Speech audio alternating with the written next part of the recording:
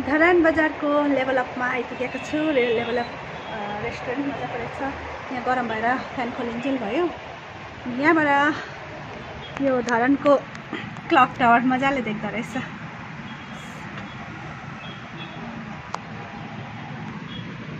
यहाँबाट मजाले देख्दो रहेछ बरु बजार।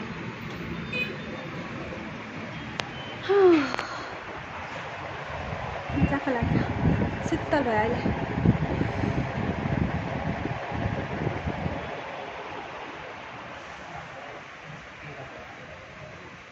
के छ पनि रहेछ।